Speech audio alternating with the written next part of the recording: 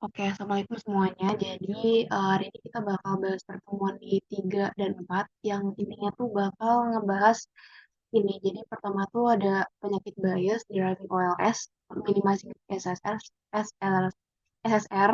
Terus ada juga kita bakal belajar tentang 7 asumsi OLS dan apa aja yang kita lakuin biar data kita tuh bisa dulu.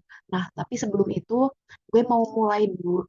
Gue ini emang kelihatannya tuh ribet, tapi tenang aja gue bakal bikin simple. Nah, sebelumnya semuanya, jadi kayak gue harus mulai dulu dari penyakit bias. Jadi lo bakal kayak denger gitu apa itu bias gitu kan. Jadi dari awal gue harus jelasin dulu ini. Jadi basically penyakit bias tuh kayak dia tuh sebenarnya nggak ada penyakitnya namanya tuh bias doang, tapi sebenarnya tuh dia tuh kayak penyakit. Basically dia adalah virus di sini yang harus lo lawan gitu. Jadi bias tuh kayak virus yang bisa ngerusak hasil analisis.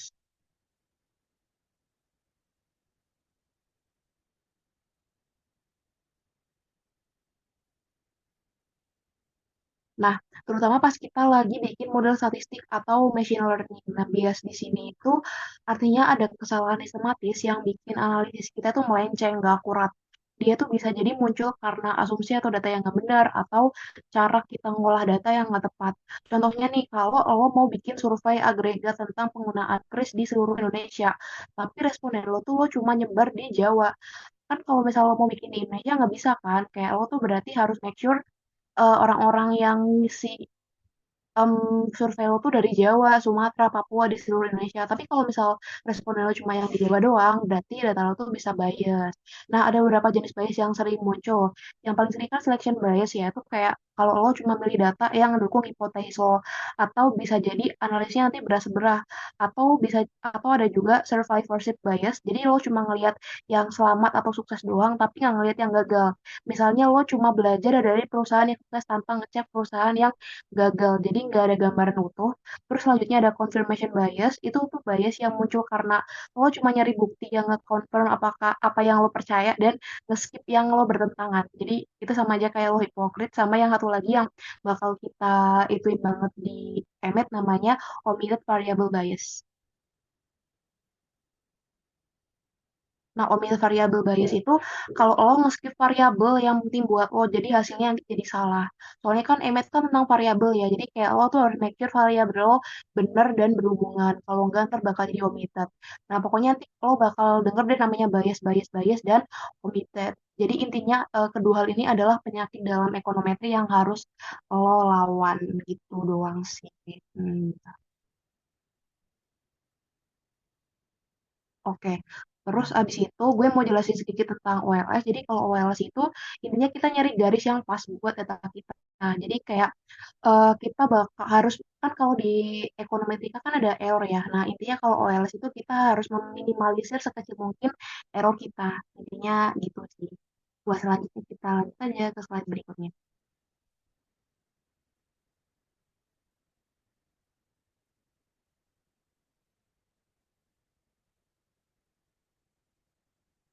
Baik.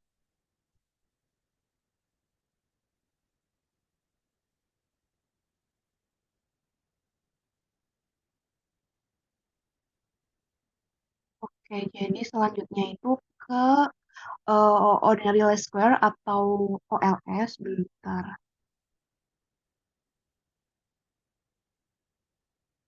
slide gue ada error. Oke, udah. Nah, jadi pertama OLS itu apa sih? Jadi OLS itu gampang ya, itu salah satu metode paling populer buat nemuin garis atau model yang pas buat data lo. Gampangnya OLS itu kayak nyari koefisien terbaik buat persamaan regresi biar prediksi kita seakurat mungkin. Jadi objektifnya tuh biar prediksi lo tuh akurat dan data lo nggak melenceng gitu lah.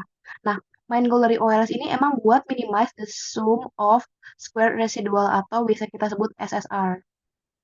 Karena alias kita tuh bikin jumlah kuadrat dari selisih antara nilai asli yang ada di data sama nilai prediksi. Jadi kan kalau di Emmet pasti ada nilai prediksi sama nilai asli. Nah, lo tahu kan kalau prediksi kita tuh kayak seringkali nggak sama kayak reality atau kenyataan. Dan itu kalau misal ada gap di situ itu bakal jadi bias. Karena kan nggak sesuai. Nah, tugas kita di sini adalah meminimalisasi si bias itu biar prediksi kita sedekat mungkin sama kenyataan. Soalnya kan kalau selisihnya kecil itu berarti prediksi kita dekat sama aslinya kan, jadinya modelnya lebih akurat. Tuh, model akurat.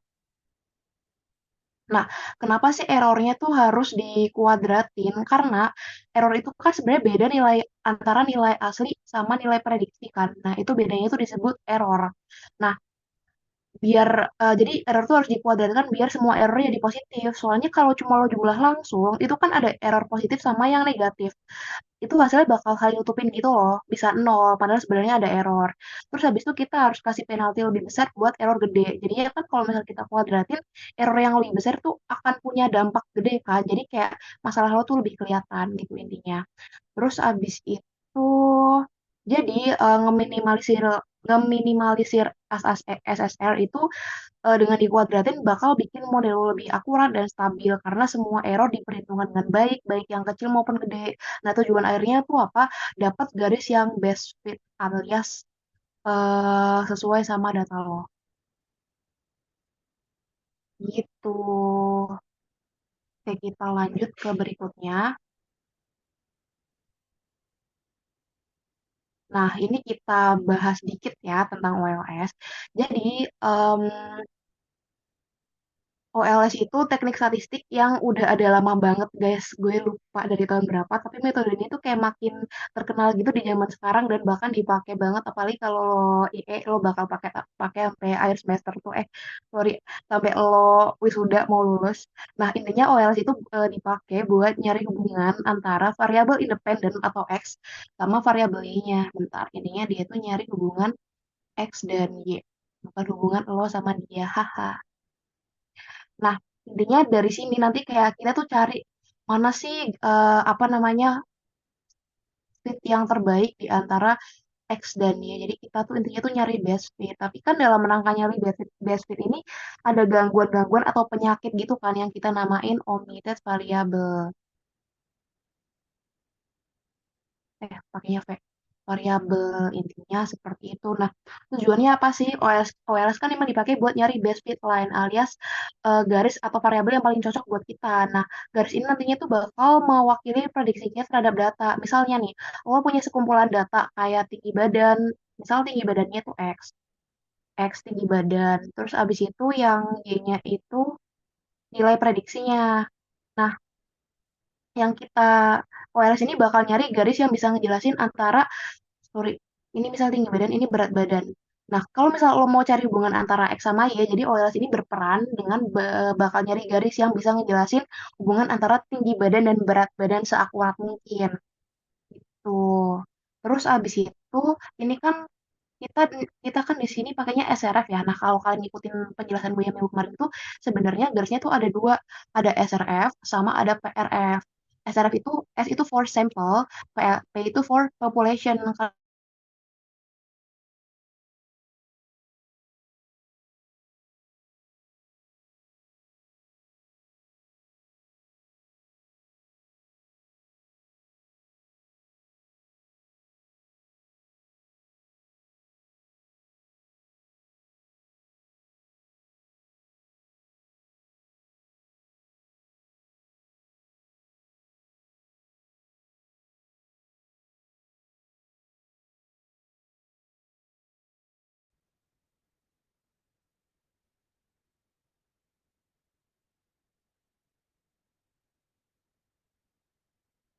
Wait, ini slide berapa, bro? Slide 5.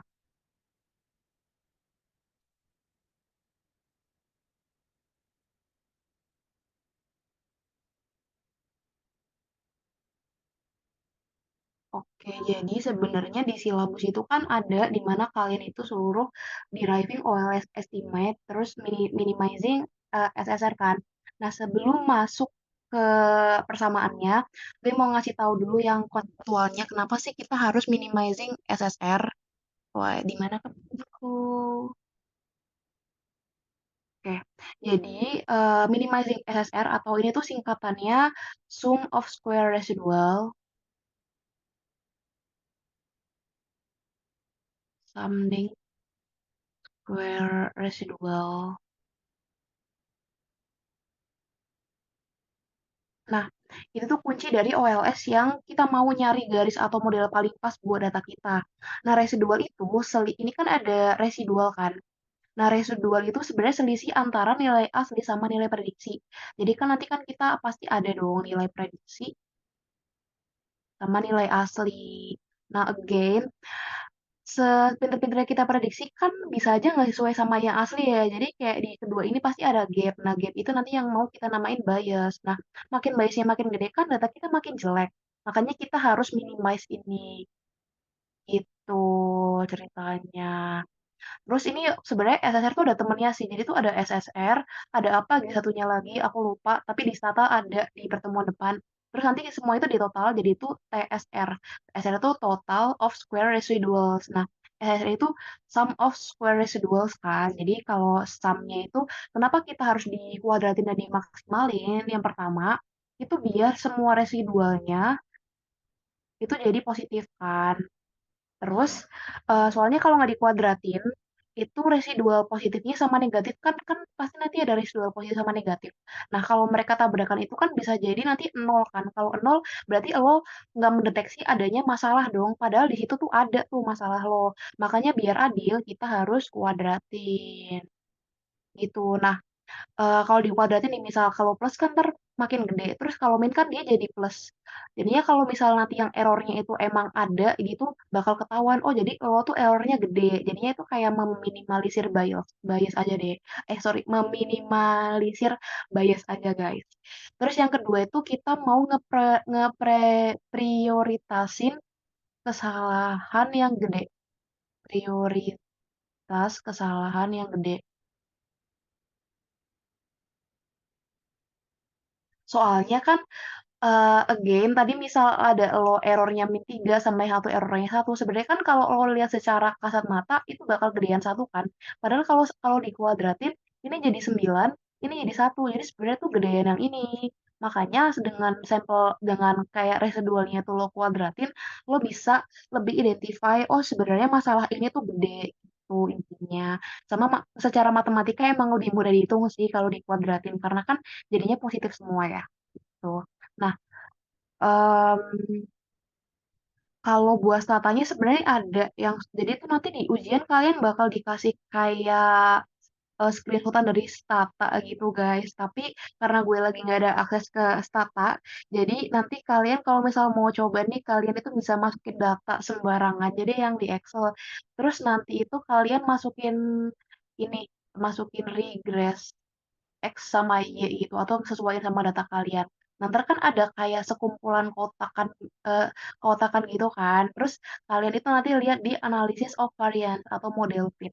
Kalau penasaran ntar deh minggu depan gue tunjukin. Intinya itu aja kalau buat konsepnya. Nah, sekarang buat matematisnya. Nah, walaupun di silabus itu disebutin lo harus tahu gimana cara deriving oleh estimator, tapi itu nanti yang dipakai di ujian itu cuma yang ini doang aslinya, ini sama ini. Jadi gue cuma mau ngasih tahu kalian kalau awalnya itu kita punya persamaan kayak gini guys. Ini kan sample regression function kan. Jadi Y sama dengan B1 ditambah B2X1 gitu. Nah, terus terus kita lanjutin sama sample estimate population. Bedanya apa? Kalau kalian udah masuk di estimate itu pasti ada error termnya gitu. Karena kan kalau lo estimasi pasti ada kemungkinan data lo salah atau lo ngolahnya salah dong. Nah, itu yang bisa jadi error term. Makanya abis sample regression function, kita lanjut ke sample estimate function yang nanti ada bedanya itu ada error termnya atau UT. Nah, setelah nanti itu sebenarnya deriving prosesnya itu ribet banget, tapi jujur aja nggak penting karena di ujian kalian nggak suruh menurunkan itu. Tapi yang penting setelah proses yang ribet itu, intinya kalian pakai yang ini nih, rumus B1. Ini kan kita ada Y sama dengan B1 ditambah B2 X1 kan. Jadi yang penting tuh beta cap satunya itu gimana, beta cap duanya gimana. Nah, ini yang udah gue tulisin. Jadi beta cap satunya bakal dapat kayak gini dan beta cap duanya itu bakal dapat kayak gini. Ini aja yang nanti kalian hafal oke buat ujian. Terus sebenarnya ini gampang aja sih interpretasinya. Jadi misal ya, ini ada data X sama Y tuh. Misal ini dari mana ya? Dari 1, 2, 3. Ini dari 4, 5, 6. Nah, caranya itu sebenarnya gini doang, ini kan X1 dikurangi X, terus habis itu ini Y1 dikurangi Y, berarti lu tinggal deltain aja nih X1 dikurangi X, Y1 dikurangi Y, terus yang ini dikuadratin, udah deh jadi B2. Sebenarnya gitu doang guys, itu cuma kayak hitung-hitungan sederhana, tapi kalau kalian mau lihat deriving-nya, kalian bisa lihat di buku EMET, gue lupa namanya buku apa sih, itu deh kalau kalian mau tahu deriving-nya, tapi yang jelas buat ujian, jangan lupa ya, kalian cuma harus hafalin ini, sample regression function-nya kayak gini, sampel estimate population-nya kayak gini ditambahin U aja, terus ada beta 1 sama beta 2 rumusnya kayak gini. Gitu doang. Oke, kita lanjut. Nah, tadi kan kita udah bahas nih OLS, OLS, OLS. Nah, sebenarnya tuh ada nggak sih, apa sih namanya, cara lain, bukan cara lain sih, metode lain selain OLS sebenarnya ada banget. Karena jujur aja OLS itu kan metode di EMET yang paling sederhana kan, yang paling simpel dan paling gampang gitu deh. Makanya minimal kalau kalian anak IE atau IEI gitu, gue nggak tahu sih di mana dipakai apa enggak. Tapi kalau di IE sama di IE itu kayak kalian harus banget lah minimal tahu OLS. Tapi sebenarnya ada ada metode lain. Ini gue sebutin salah duanya aja ya. Yang pertama itu ada generalized method of moment sama maximum likelihood. Nah, ini biasanya itu dipakainya di data panel di CSPD. CSPD itu singkatannya apa ya? Cross section panel data. Iya itu. Nah, em, intinya itu kalau pertama dari GMM dulu ya, Generalized Method of Movement, intinya itu GMM itu metode estimasi yang sangat fleksibel. Dia itu biasanya dipakai buat nyari parameter model kayak koefisien regresi, terus berdasarkan momen-momen dari data. Nah, gampangnya momen itu kayak rata-rata, variansi, atau kuantitas statistik dari data.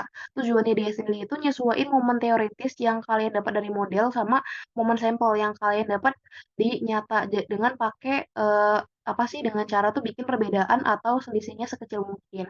Nah, kalau misal ya penerapannya tuh kayak lo punya model ekonomi yang rumit kayak misal prediksi konsumsi rumah tangga nih.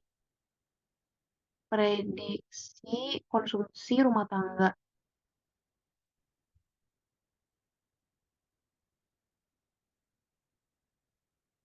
Nah, berdasarkan aduh maaf tulisan saya, hahaha, pendapatan misal ya. Nah, data yang lo punya kan mungkin terbatas atau ada beberapa variabel yang nggak lo amati secara langsung. Kayak misal tuh ada ekspektasi rumah tangga tentang pendapatan di masa depan atau tentang gimana ya pendapatan gue kalau ini politiknya berubah. Kan ada juga kan yang mikir kayak gitu. Tapi kayak mungkin aja lo tidak menangkap hal itu karena ya kita nggak bisa menangkap semua hal. Nah, GMM itu memungkinkan lo buat estimasi model ini hanya dengan mengandalkan informasi atau momen tertentu. Jadi dengan data lo yang terbatas itu, lo bisa pakai GMM kayak ekspektasi atau error atau korelasi antara pendapatan sama konsumsi. Mungkin lo bisa pakai data yang itu gitu, pakai covariance. Nah, kalau em, terus habis itu gimana tentang ML? Kalau ML tuh maximum likelihood itu dia biasanya kan emang dipakai di data panel ya.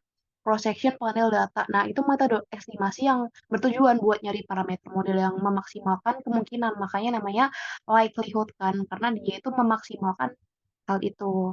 Terus jadi lo tuh bayangin lo tuh punya data dan lo punya asumsi tentang distribusi probabilitas dari data tersebut. Nah, ML bakal nyari parameter yang bikin data lo paling mungkin muncul di distribusi tersebut. Tapi ya udahlah ya, ini bakal kalian pelajarin kalau kalian anak IE atau di IE itu bakal kalian pelajari di CSPD. Jadi kalian cuma harus tahu kalau ada lah metode-metode selain OLS buat si ekonometri ini, walaupun nanti semua all methods lead to the same OLS estimator. Karena ya asalnya dari dasarnya kan emang dari OLS kan. Gitu. Oke, gue lanjut dulu. Nah, ini yang interpreting OLS estimators. Jadi, mulai dari mana ya? Jadi itu intinya ada tiga hal yang enggak sih sebenarnya biasanya dua aja yang keluar di ujian. Pertama tuh kalian bisa lihat dari koefisien, yang kedua dari signifikansi. Kayaknya model itu lumayan cukup. Jadi pertama nih guys, kita ke koefisien dulu ya. Em, Koefisien di OLS itu biasanya tuh dilambangin sama beta kan. Kalau kalian lihat yang Y sama dengan beta nol, Y sama dengan beta nol plus beta satu x plus seterusnya plus error term, bisa error term tuh bisa kayak gini, bisa kayak gini, terserah soalnya deh gimana. Nah, itu tuh nilai yang menunjukkan seberapa besar pengaruh variabel independen terhadap variabel dependen. Itu intinya. Contohnya gimana? Misalnya kita punya regresi sederhana nih. Misal yaitu berat badan. Y berat, maaf ya, contohnya berat badan banget karena gue lagi overthinking sama berat badan gue, haha. Berat badan, terus abis itu Y sama dengan B0. Terus habis itu Y-nya berat badan, terus habis itu misal X-nya, jangan deh, B0, terus habis itu, ini nggak penting sih, harusnya nggak usah ada berat badan, nggak apa-apa, kenapa sih otak gue tuh, ditambah B1 X, terus habis itu ditambah sama U. Nah, misal tuh kita nanti di stata lo lihat B0-nya tuh 50. Ini tuh namanya intercept ya, by the way. Ini intercept. Yang ini baru nanti namanya koefisien, karena dia ditempelin nama X. Koefisien. Nah, yang ini namanya error term. Bisa juga sih dia tuh bisa bentuknya U atau bentuknya yang begini tuh. Terserah lah soalnya mau yang mana. Itu jadi beda ini agak. Kenapa dia koefisien? Karena dia ditempelin sama si X. Kalau dia sendirian kayak B0 namanya intercept. Jadi kalau lo yang sendirian itu, ya udah berarti lo intercept. Haha. Oke, jadi misal lo di stata lo lihat B0-nya 50. Terus habis itu B1-nya itu 0,5. Ya udah kan, terus jadi interpretasinya nih, kan misal B0 sama dengan 50, berarti jika em, jika si B1, jika si B1-nya 0, nggak realistis sih. Jadi berat badannya itu, ya enggak. Ini dia berat badan aja deh dalam kilogram. Sorry ya. Nah, misal B0-nya 50, habis itu misal sorry, si X1-nya ini dia tuh tinggi badan. Biar interpretasinya gampang, walaupun gak ada hubungannya sih. Tapi ini buat contoh aja lah ya. Jadi misal B0-nya 50 tuh. Berat badan, oke. Misal B0 50. Jadi jika tinggi badannya 0, maka berat badannya diprediksi itu 50 kilogram. Terus habis itu kalau misalnya B1-nya 0,5, berarti ini kan yang intercept ya kalau yang ini. Nah, tapi kalau misalnya yang di B1, yang di koefisien, jadi ini kan 0,5. Untuk setiap tambahan 1 cm tinggi badan, untuk setiap tambahan untuk setiap tambahan, karena ini tinggi badan dalam centimeter, jadi gue sertain 1 cm tinggi badan. Nah, untuk setiap tambahan 1 cm tinggi badan, berat badan akan diprediksi BB akan meningkat sebesar 0,5 kilogram, tapi jangan lupa kalian nge-state ceteris paribus. Itu kayak harus banget di state, oke? Karena kalau kalian nggak nge-state disalahin. Gitu guys, kalau yang si koefisien cara ngeinterpretnya gitu. Kalau yang si intercept itu beda lagi, tapi biasanya nggak dibahas. Tapi kalian fokus ke sini aja. Jadi kayak untuk setiap tambahan satu per satu satuan si X, maka si Y itu akan meningkat sebesar sekian gitu. Terus habis itu kedua kita ke signifikansi. Nah, kalau signifikansi itu kalian bisa lihat dengan cara gampangnya tuh pakai p-value. Jadi ntar di screenshotan tuh lo cari aja yang namanya p-value tuh. Nah, ntar kalian lihat tuh antara yang pertama nih. Kalau misal p-value-nya kurang dari 0,5, kurang dari 0,05. Nah, kalau misalnya kurang dari 0,05 itu apa namanya? Lo bisa tolak hipotesis nol. Nah, kalau misal p-value itu lebih dari ini, lo bisa nggak, lo bisa tidak menolak, not reject maksud gue. Gitu. Terus habis itu kalau buat residual itu intinya bentar ya. Kalau buat residual itu kan sebenarnya jarang ditanya juga sih, tapi kalian harus tahu aja itu kayak perbedaan actual sama predicted values. Terus jadinya Sebenarnya kayak as simple as misal lo Y-nya berapa sama Y cap-nya berapa, terus ntar kayak lo selisihin gitu loh. Terus ya udah deh lo cari mana nilai yang paling besar, tapi itu jarang banget muncul.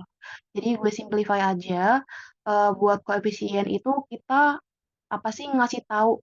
Jadi berapa sih perubahan Y terhadap X yang kayak tadi. Jadi makanya setiap satu unit itu bakal berubah sebanyak sekian. Nah, kalau signifikan itu lo lihat aja p-value-nya. Gitu, gitu doang sih. Buat contohnya nanti deh, soalnya nanti tuh di akhir, pokoknya tuh minggu depan kan, minggu depan tuh masih ada dua tutor IBC. Nah, yang satu itu ngebahas ngejar materi pertemuan, tiga pertemuan terakhir, terus pertemuan terakhir kita bakal bahas soal-soal UTS yang gue punya deh. Pokoknya nanti gue bahas semua biar kalian bisa UTS-nya. Gitu. Oke. Lanjut. Nah, ini kan measure of fit kan. Ini sebenarnya harusnya ada di Stata sih. Sebenarnya kayak as simple as itu kayak apa ya? Di Stata tuh kayak ada kotakan screenshotan. Sorry, maksudnya di ujian tuh bakal ada kotakan screenshotan Stata. Ini ntar bakal ada di sebelah sini tuh biasanya ada yang p-value dan lain-lain. Terus ntar di sini tuh kayak ada kotak analisis statistiknya. Nah, di sini tuh pokoknya di kotak sebelah sini bakal ada SSR, TSS tuh ntar ada semua gitu. Jadi sebenarnya ini rumusnya dan kalian tuh tinggal masukin aja angka yang ada di sini. Gitu sebenarnya. Cuma karena gue lagi tidak bisa menampilkan stata, jadi gue jelaskan aja secara konseptual. Pertama, kita mulai dari bentar, kita mulai dari standar error ya.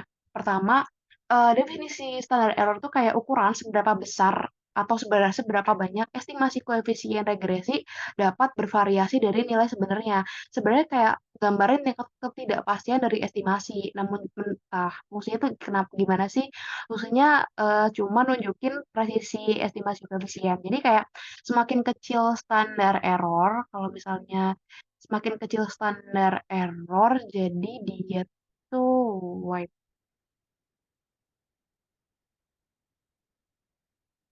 Oh ya, makin presisi. Aduh, kenapa sih otak gue makin presisi? Hahaha.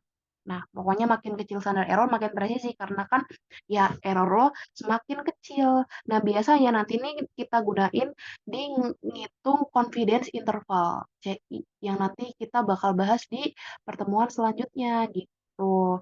Terus habis itu rumusnya semacam ini, makanya ini lower values indicate a better fit. Terus selanjutnya adalah R square. Nah, R square itu ukuran proporsi variasi dalam variabel dependen yang bisa dijelaskan oleh variabel independen. Jadi, ntar kan kita ada gini ya, dia sama dengan B0 ditambah B1X ditambah lalala ditambah error term. Nah, seberapa bisa sih variabel-variabel dependen ini menjelaskan si Y-nya, intinya gitu aja. Terus, dari nol, dari skala nol sampai satu, karena kan biasanya dia kayak 0, lalala berapa ya guys. Nah, kalau misal makin tinggi value-nya, itu berarti model fit-nya itu semakin bagus. As simple as that sih, palingan gitu doang. Jadi kalian harus tahu intinya rumusnya kayak gini, tinggal dimasukin aja. Ntar bakal ada angka-angkanya. Terus abis itu kalau standar error itu berarti makin kecil standar errornya itu data lo makin presisi. Terus makin besar R square-nya berarti model lo itu semakin bagus. Apa artinya semakin bagus? Berarti variabel dependennya itu semakin bisa menjelaskan variabel independen. Gitu deh. Udah kita lanjut ke slide berikutnya. Oke, gue konklusi dikit ya. Em, jadi itu OLS, wait. Jadi itu pertama ada OLS estimator, measure of fit, sama prediction. Nah, kalau OLS dan masing-masing SSR itu kan emang metode yang digunakan buat cari garis regresi terbaik ya atau best fit dalam suatu model regresi linear. Tujuannya buat apa? Buat ningkatin SSR. Kenapa SSR-nya harus ditingkatin? Karena biar data lo itu semakin best fit. Gitu. Terus abis itu kalau measure of fit lo yang tadi hitung-hitungan itu lo bisa pakai standard error sama R square. Kalau standard error berarti makin kecil makin baik, berarti error lo makin berkurang. Kalau R square itu makin gede makin baik karena berarti variabel sebelah kanan nih XS-nya tuh bisa ngejelasin dia dengan baik gitu. Kalau prediction nggak penting-penting amat sih. Pokoknya intinya kan kalau prediction itu biar prediksi lo lebih dekat kan. Prediksi itu closer to actual. Makanya kalau misal ini closer, kayak prediksi lo itu mendekati actual, itu error lo atau bias lo semakin kecil. Nah, gitu aja sih, guys. Hmm, ya udah deh, kita lanjut ya ke selanjutnya, yang menurut gue lebih asyik. Oke, hmm. Kita habis ini masuk ke Gauss-Markov Theory. Nah, tapi sebelumnya kita review dikit aja dulu ya ke yang tadi nih. Tadi kan kalau di OLS kita kenal tuh yang ya emang sih kita berangkat dari persamaan Y sama dengan B0 ditambah B1 X ditambah error term. Oh ya ingat lagi ya, kalau yang ini kan berarti variabel independen ya. Kalau yang sebelah sini yang dependen. Nah, B0 itu apa tadi? Intercept. Kalau yang B yang ada ditempel-tempelin kayak gini, berarti apa dia? Koefisien gitu. Kalau ini error term. Udah sih gitu. Terus, nah ini em, ini tuh artinya ya udah lo harus meminimalkan error lo, minimize error. Artinya gitu doang dari persamaan itu supaya nanti lo bisa jadi best tuh. Nah, dengan catatan B1 rumusnya kayak gini, B2 rumusnya kayak gini gitu kan guys. Dan ini semua kalau dirangkum itu adalah namanya tuh OLS estimators. Tapi dalam kita mengolah OLS estimators yang bakal kita interpretasi itu, pasti kan ada data problem kan yang tadi gue bilang ada bias, omitted variable, itu penyakit. Pokoknya ini tuh penyakit jelek, penyakit jelek. Cara gambar virus tuh gimana sih? Terus jelek yang kayak gini. Yang kayak di iklan UFO itu. Nah, virus jelek itu deh pokoknya. Nah, kita bakal pakai Gauss-Markov Theory buat memberantas si virus-virus jelek ini. Tuh, jadi gue jelasin dulu ya, apa itu Gauss-Markov Theorem. Itu kayak salah satu teorema paling penting di ekonometrik yang ngejelasin tentang blue. Jadi nanti kayak, apa sih tujuan kita belajar ini? Tujuannya adalah kita mau bikin persamaan yang blue. Apa itu blue? Bukan warna favorit gue, tapi ada singkatannya. Best linear unbiased estimator. Best, mati. Best linear, linear unbiased estimator. Itu namanya blue, ya walaupun blue emang warna favorit gue sih, haha. Nah, jadi ini kan nanti kayak apa ya, terbaik kan, persamaan terbaik lah buat lo olah data. Nah, terbaik itu maksudnya gimana? Kita move ke slide selanjutnya biar kita tahu.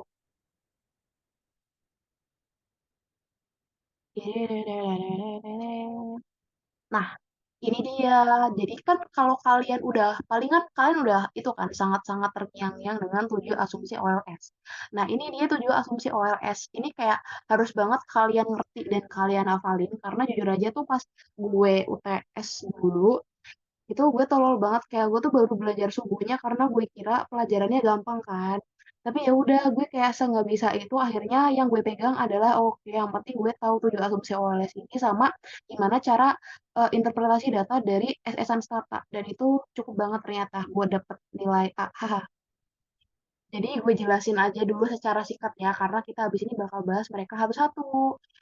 Nah, pertama itu kan jadi buat memenuhi apa ya, buat bikin glue itu sebenarnya cuma butuh yang 1 sampai 5 doang, guys. Tapi ini intinya kalau 1 sampai 7 itu biar data lo itu bebas dari virus-virus penyakit bias dan omitted. Intinya gitu deh. Nah, lo tuh harus apa? Pertama, persamaan lo itu harus modelnya tuh linear.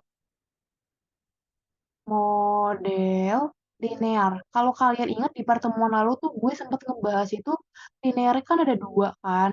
Nah kalian itu harus apa sih namanya? Harus tahu yang harus memilih yang linear variabel yang kayak nah kan ada linear invariable sama parameter. Nah kalian harus milih yang linear in parameter. Nah ntar gue jelasin deh tapi ini dulu ya. Linear parameter oke. Terus habis itu yang kedua itu, arti dari persamaan ini itu sebenarnya kalau lo jelasin pakai cara singkat adalah errornya, rata-rata errornya nol, rata-rata errornya nol. Atau jangan ini rancu banget, takut salah gue. Jangan ini deh bahasanya. Bahasanya adalah errornya punya min nol. Error punya min nol. Tuh. Terus habis itu yang ketiga itu errornya, nah zero mean value of disturbance itu errornya tuh nggak saling berhubungan. Wah, bagus aja. Pokoknya intinya ada 7 asumsi ini. Yang pertama tuh model linear, yang kedua errornya punya min nol, yang ketiga itu errornya tuh nggak saling berhubungan. Terus habis itu variance errornya tuh sama nggak ada multiple. Kalau misal belum jelas-jelas amat ya udah gue jelasin di yang berikutnya. Tapi sumpah ini gampang, jadi jangan nyerah ya guys. Oke, pertama ya, asumsi yang pertama nih. Kan linear regression invariable. Yang ini masih baik nih, dia nggak pakai kode-kode yang jelek tadi kan. Jadi kayak, oh jelas, oh linear regression model, berarti kayak model lo harus linear. Tapi kan linear kan ada dua ya, linear invariable sama parameter. Nah, lo jangan peduli variabel, lo yang penting apa parameternya linear nggak. Nah, contohnya gini nih, kalau parameter kan berarti kan lo cuma harus lihat di beta-betanya itu ya. Nih coba deh lo tebak yang persamaan pertama apakah dia linear in parameters. Kan ini B1-nya kayak gini oke, B2-nya kayak gini oke. Berarti kan mereka sama dan setara di satu tingkat kan. Gak ada yang tiba-tiba ada apa tuh, ada pangkatnya gitu. Berarti ini linear. Terus habis itu yang kedua nih, kita fokus di apa, di beta-betanya doang. Ini betanya kayak gini nih. Terus ini betanya kayak gini. Berarti normal dong. Berarti dia juga linear. Walaupun ini ada pangkatnya, tapi pangkatnya itu di X-nya. Jadi kayak betanya kan nggak ikut-ikutan. Makanya dia masih linear gitu. Terus yang C nih, yang C, yang bersama nomor 3, ini linear nggak? Tidak linear. Karena walaupun ini beta-betanya masih sama, tapi kan ini kayak posisi lo di atas as, apa sih namanya? As pangkat kan, eksponensial. Nah, kalau eksponensial,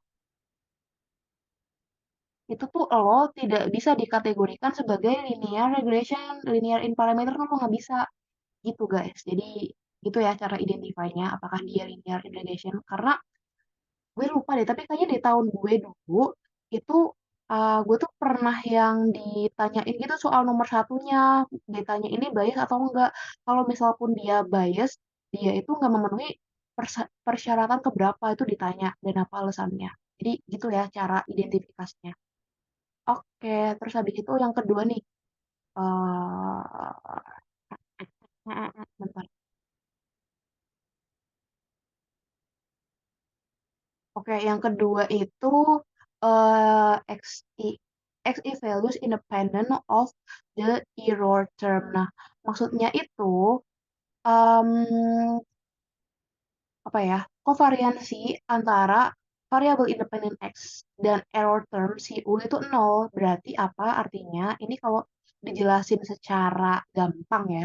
X itu kalau kalian lihat kan di persamaan ada Y, B0 ditambah B1X ditambah B2X gitulah ya, ditambah error term. Terus, nah dia tuh mau ngejelasin nih, antara si X-X-nya ini, X semua X dan si error term ini tidak ada hubungannya. Karena kalau ada hubungannya, ntar data kalian jadi bias.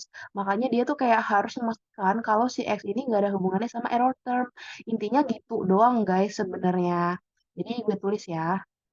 Yang pertama itu nggak ada hubungan. Tidak ada hubungan antara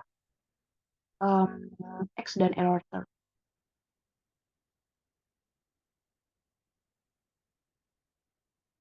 itu. Terus habis itu yang kedua syaratnya adalah error term itu merepresentasikan semua faktor yang nggak bisa dijelaskan oleh variabel X kan. Kan karena lo nggak bisa ngejelasin semuanya di sini kayak pasti tuh ada hal-hal yang di luar kontrol lo lah. Nah, X itu dianggap tuh harus ngejelasin semua variabel itu. Makanya em, makanya itu faktor-faktor yang ada di error term tuh nggak boleh mempengaruhi X. Itu doang sebenarnya intinya. Kalau buat yang nomor 2 ini. Terus habis itu yang nomor 3 nih. Zero mean value of disturbance UI. Ini ya ini artinya. Bentar. Oke. Jadi sebenarnya nilai rata-rata dari disturbance itu nama lainnya error. Jadi kayak UI itu bukan UI sih sebenarnya ini UI karena kan bisa aja ada error satu, error 2, error 3 gitu kan.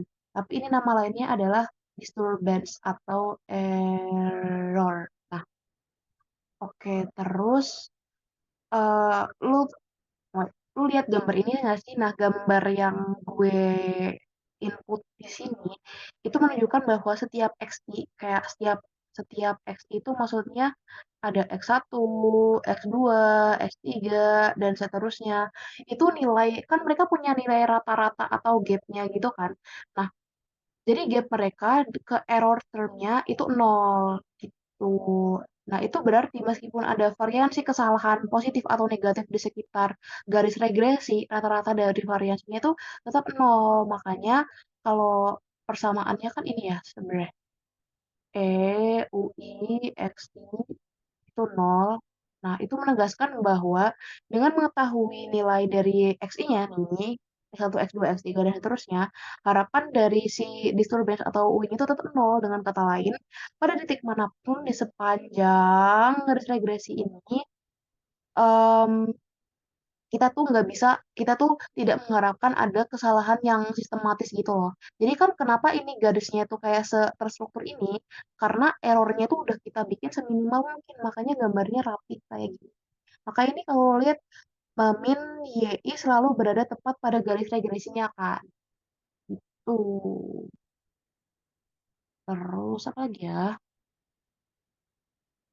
Bentar-bentar, ini kok nggak bisa dihapus.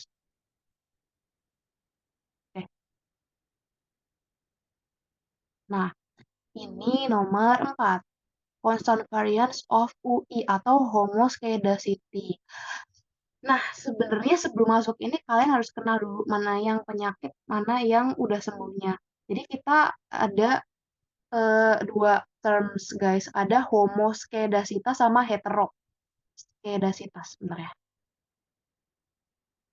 Homoskedasitas sama hetero.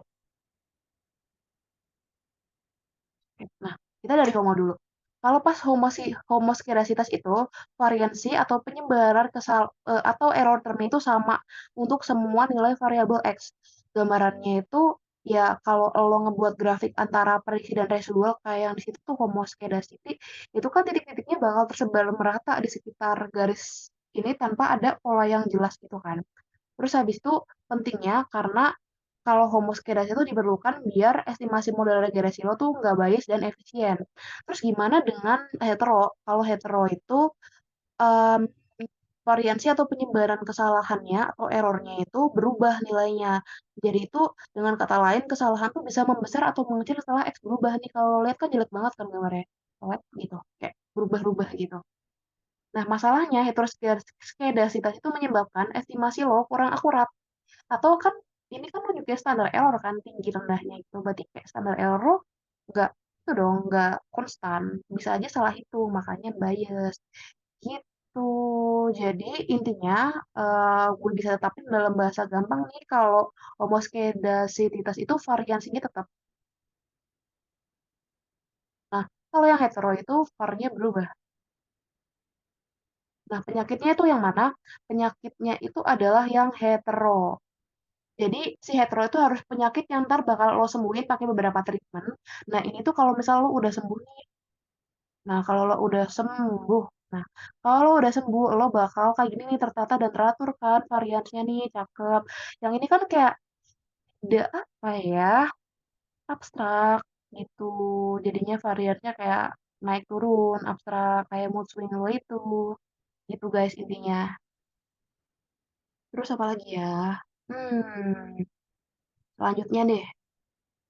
Bentar. Mana sih papan gue hilang?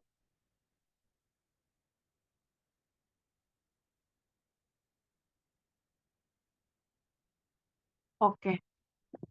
Em, yang nah ini sebenarnya ngelanjutin yang tadi sih homoskedasitas. Jadi kan yang bener itu homoskedasitas kan, tapi penyakitnya itu bernamanya itu heteroskedasitas. Tuh, kalian cuma harus tahu itu doang.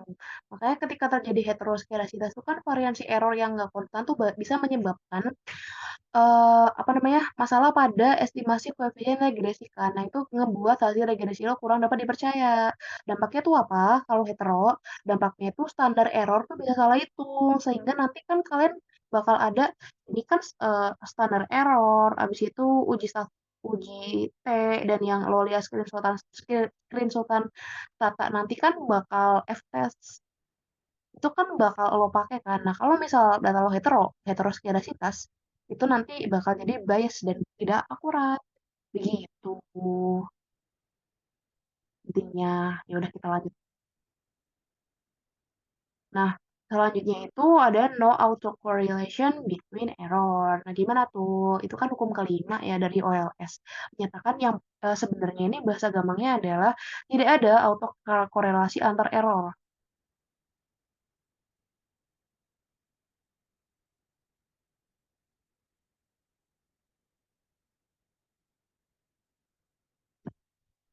Nah, maksudnya itu gimana? Jadi kan error kan mungkin I don't know ya. Error kan didefinisikan sebagai semua hal yang tidak bisa lo tangkap atau lo jelaskan dalam parameter x lo itu kan. Itu nanti masuknya ke error semua. Nah, dari error satu ke error lainnya, entah nanti error lo ada berapa, itu tidak boleh ada hubungan gitu. Makanya no auto correlation between errors. Sebenarnya itu doang. Kalau dijelasin pakai kalimat, tapi kadang itu bahasanya kayak bahasa rumusnya kan nyebelin banget ya kayak gitu. Tapi intinya ya gini doang, guys. Itu kalau lo mau ngejelasin ke otak lo atau ke temen lo. Nah, penjelasan sederhananya itu gini, kalau misal lo memprediksi sesuatu, ya misal tuh harga rumah deh, kesalahan prediksi untuk satu rumah kan gak boleh mengaruhi kesalahan prediksi di rumah lain kan. Jadi kayak misal lo di cluster nih, nah lo mau ngeprediksi nih, kan ada beberapa ya, lo mau ngeprediksi rumah A, terus kayak lo tuh salah ngeprediksi, tapi kan harusnya tuh gak berpengaruh kan di yang rumah B. Itu harusnya. Nah, soalnya setiap kesalahan, setiap error tuh harus berdiri sendiri. Gak boleh ada hubungannya antara kesalahan satu sama kesalahan lain. Gak kayak lo, kalau misal lo lagi malam-malam overthinking, terus kayak padahal lo cuma lakuin satu kesalahan, tapi ntar tiba-tiba tuh kayak lo tuh self-blaming ke kesalahan-kesalahan hidup lo lainnya. Terus habis itu lo tiba-tiba ngerasa nggak berguna tuh nggak boleh kayak gitu, karena kita ada hukum no auto correlation between error. Kalau lo salah di satu hal ya udah di situ doang, nggak usah lo kait-kaitin ke hal yang lain tuh nggak boleh. Itu guys intinya. Terus abis itu kenapa itu penting? Karena kan kalau misal ada autocorrelation itu model regresi lo bisa bias kan atau nggak akurat. Jadinya nanti ya estimasi koefisien lo bakal salah nggak sih? Pokoknya jelek deh, bias intinya gitu. Tuh, oke kita lanjut ke hukum berikutnya. Apa ya? Oke. Tadi tuh lima sebenarnya udah cukup. Tapi karena ini ada tujuh ya udah lah, gue jelasin selanjutnya ya. Tapi sebenarnya yang penting lima dulu deh itu guys. Nah, dia kan mau bilang value of UI are normally distributed. Nah, dia mau bilang kalau apa ya? Kalau ya udah error lo tuh harus distribusi normal. Nor normal. Nah, em, kenapa harus distribusi normal? Kalau lo masih ingat di statek atau statlan, itu kan distribusi normal emang penting kan? Pertama kalau distribusi normal kan ntar data lo bakal bentuknya lonceng kayak gini. Kok miring maaf ya. Oke. Nah, jadi kan data lo kayak tersebar rata dan terpusat di tengah gitu. Terus habis itu min, median, terus nanti kayak bakal sama dengan lah semuanya di sini. Nggak kayak data yang mencong kanan atau mencong kiri itu. Aduh, gue lupa gambarnya gimana, tapi kalian ingat kan? Nah, pokoknya kenapa harus distribusi normal? Karena ya itu data yang terbaik. Karena kalau misal distribusi normal dari R itu bakal ngebantu. Pertama, kalau lo uji statistik, itu bakal ngebantu banget kalau distribusi normal.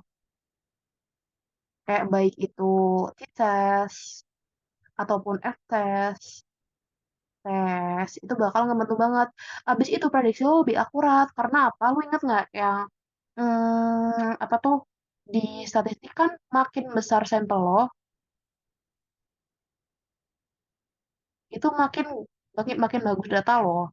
Makanya kalau misalnya di distribusi normal tuh kalau nggak salah syaratnya adalah N lebih dari sama dengan 30 karena ya greater sample is better gitu. Ya gitu deh guys. Intinya dia cuma mau bilang kalau ini nih ininya ya udah distribusi normal karena kalau distribusi normal tuh bagus. Hehe,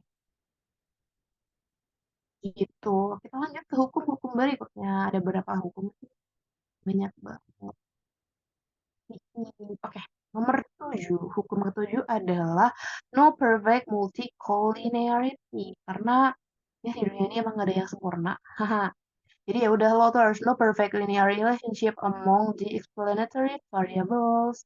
Terus abis itu apa ya? Jadi tuh penjelasan sederhananya adalah kan misal lo punya variabel-variabel independen gitu kan yang what? Mana pulpenku hilang? Bentar guys, pulpenku hilang. Oh ya, ini udah ketemu. Haha. Misal lo punya variabel independen yang X1, sorry, X1, X2, X3 gitu-gitu kan. Nah, dia tuh nggak boleh apa sih dari X, X, X lo ini. Ih, jangan ini nah. Nah, ini nih, udah ada.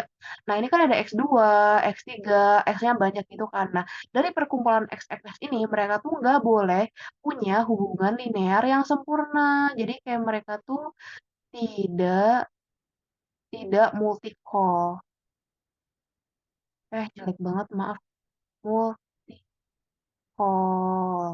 Nah, apa sih maksudnya multi-collinearity? Sebenarnya call itu kan, collinearity kan hubungan linear kan. Multi itu karena lo menghubungkan dari X1 ke yang X yang lain. Makanya namanya multi-core. Intinya ya lo bilang aja kalau pokoknya dari X, X, X lo ini jangan sampai ada hubungan linear yang sempurna. Intinya gitu doang, guys. Tuh, karena ya apa ya, misal tuh apa sih? Misal tuh harga harga rumah deh. Misalnya lo mau nentuin nih, itu harga rumah. Terus habis itu kayak misalnya itu X1-nya itu lo nentuin dari luas garasi. Terus habis itu X2-nya itu lo mau nentuin dari apa ya? Luas garasi sama luas taman. Padahal itu taman lo, garasi lo itu adalah sebagian dari taman lo.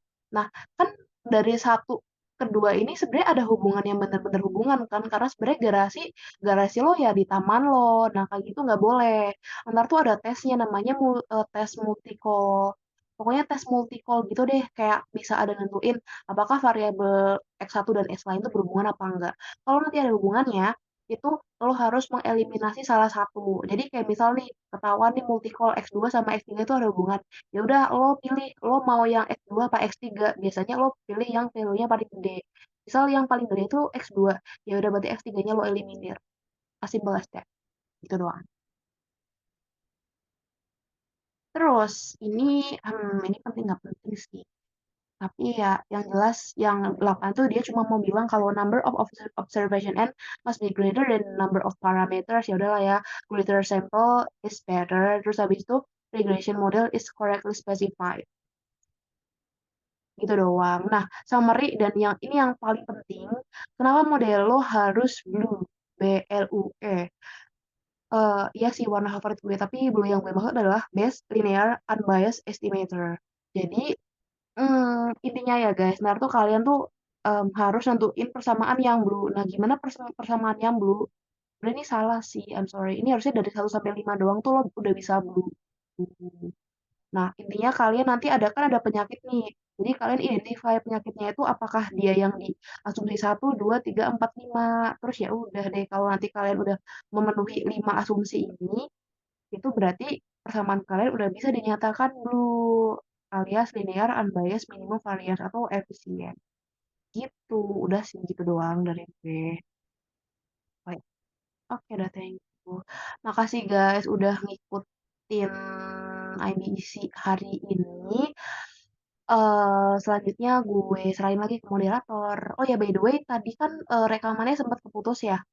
Oh ya, oh ya sorry, sebelum kelar gue mau itu bilang, jadi tuh buat pembahasan UTS ada, tapi gue di request kalau itu bakal ada di akhir sesi gitu loh. Jadi tuh minggu depan banget ini kita tuh bakal ada 2 pertemuan lagi kan IBEC-nya. Nah, yang pertemuan satu abis ini itu bakal ngejar materi yang kurang gitu deh sampai pertemuan ke-7 apa ke-8 gitu.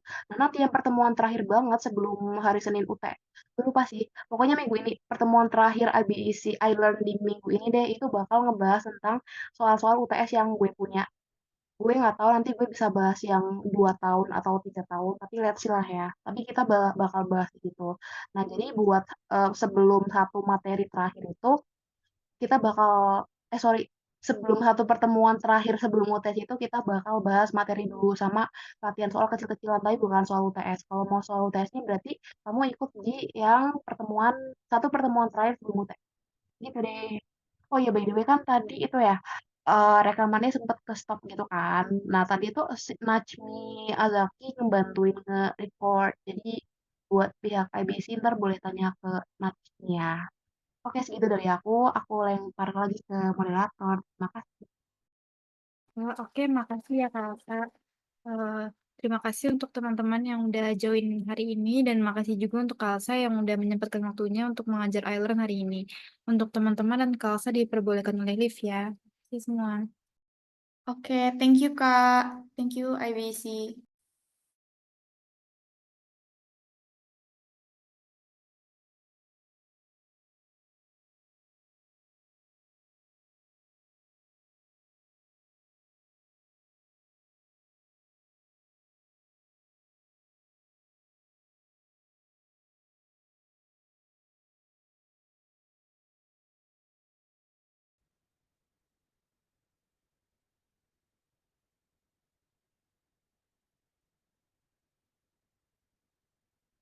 Wait, ini slide berapa, bro?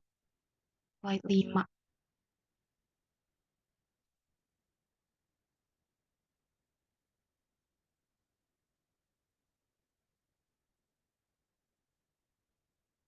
Oke, jadi sebenarnya di silabus itu kan ada di mana kalian itu seluruh deriving OLS estimate, terus minimizing SSR kan. Nah, sebelum masuk ke persamaannya, gue mau ngasih tahu dulu yang konseptualnya kenapa sih kita harus minimizing SSR. Wah, di mana ke buku? Oke, jadi minimizing SSR atau ini tuh singkatannya sum of square residual, summing square residual. Nah, itu tuh kunci dari OLS yang kita mau nyari garis atau model paling pas buat data kita. Nah, residual itu, ini kan ada residual kan. Nah, residual itu sebenarnya selisih antara nilai asli sama nilai prediksi. Jadi kan nanti kan kita pasti ada dong nilai prediksi sama nilai asli. Nah, again, sepinter-pinternya kita prediksi kan bisa aja nggak sesuai sama yang asli ya. Jadi kayak di kedua ini pasti ada gap. Nah, gap itu nanti yang mau kita namain bias. Nah, makin biasnya makin gede kan data kita makin jelek. Makanya kita harus minimize ini. Itu ceritanya. Terus ini sebenarnya SSR tuh ada temennya sih. Jadi tuh ada SSR, ada apa gitu satunya lagi, aku lupa. Tapi di Stata ada di pertemuan depan. Terus nanti semua itu di total jadi itu TSR. TSR itu Total of Square Residuals. Nah, SSR itu Sum of Square Residuals kan. Jadi kalau sumnya itu, kenapa kita harus dikuadratin dan dimaksimalin? Yang pertama, itu biar semua residualnya itu jadi positif kan. Terus, soalnya kalau nggak dikuadratin, itu residual positifnya sama negatif kan kan pasti nanti ada residual positif sama negatif. Nah, kalau mereka tabrakan itu kan bisa jadi nanti nol kan. Kalau nol berarti lo nggak mendeteksi adanya masalah dong. Padahal di situ tuh ada tuh masalah lo. Makanya biar adil kita harus kuadratin gitu. Nah, kalau dikuadratin nih misal kalau plus kan ntar makin gede. Terus kalau min kan dia jadi plus. Jadinya kalau misal nanti yang errornya itu emang ada gitu bakal ketahuan. Oh jadi lo tuh errornya gede. Jadinya itu kayak meminimalisir bias aja deh. Sorry, meminimalisir bias aja guys.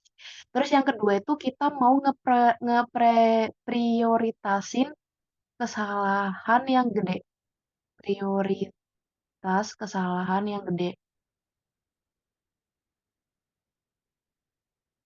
Soalnya kan again, tadi misal ada lo errornya min 3 sampai 1 errornya 1, sebenarnya kan kalau lo lihat secara kasat mata itu bakal gedean 1 kan. Padahal kalau kalau dikuadratin ini jadi 9, ini jadi 1. Jadi sebenarnya tuh gedean yang ini. Makanya dengan sampel dengan kayak residualnya tuh lo kuadratin, lo bisa lebih identify oh sebenarnya masalah ini tuh gede gitu intinya.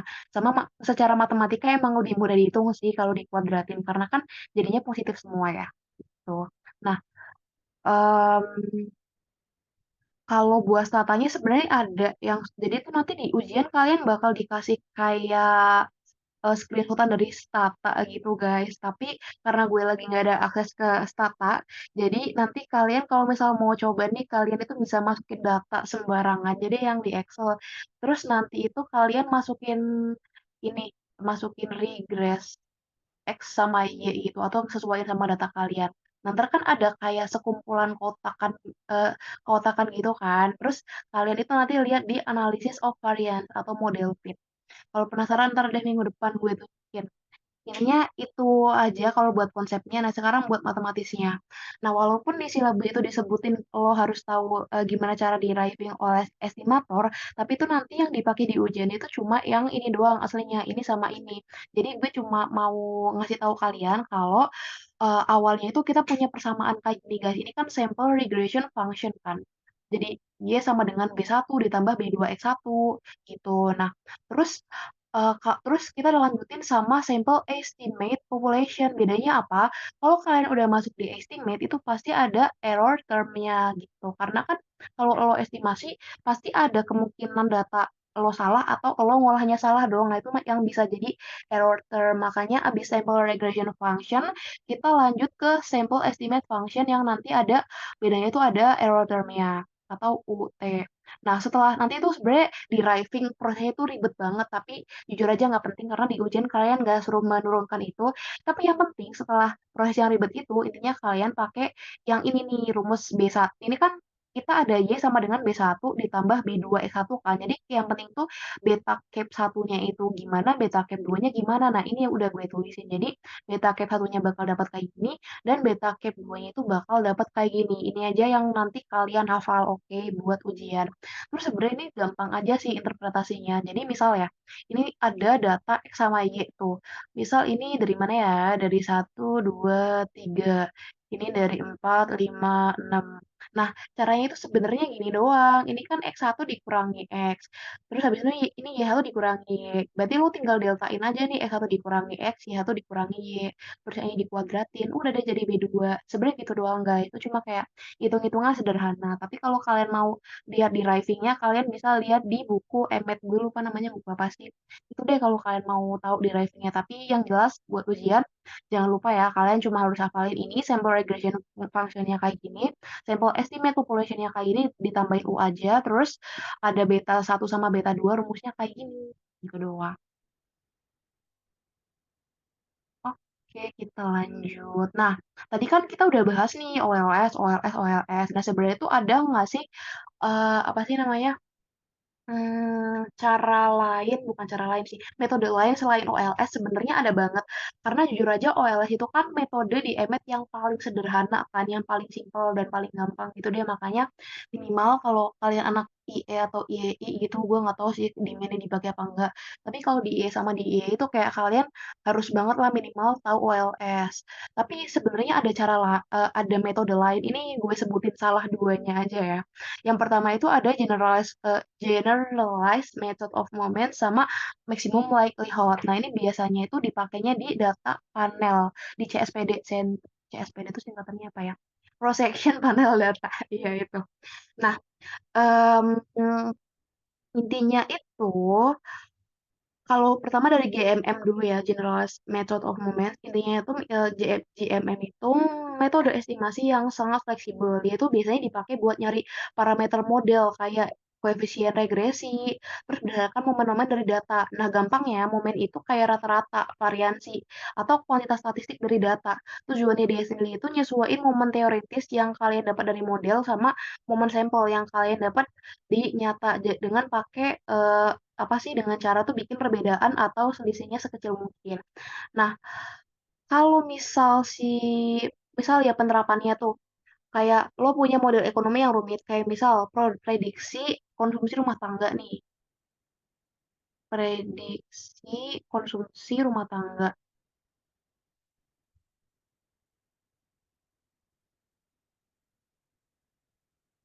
Nah, berdasarkan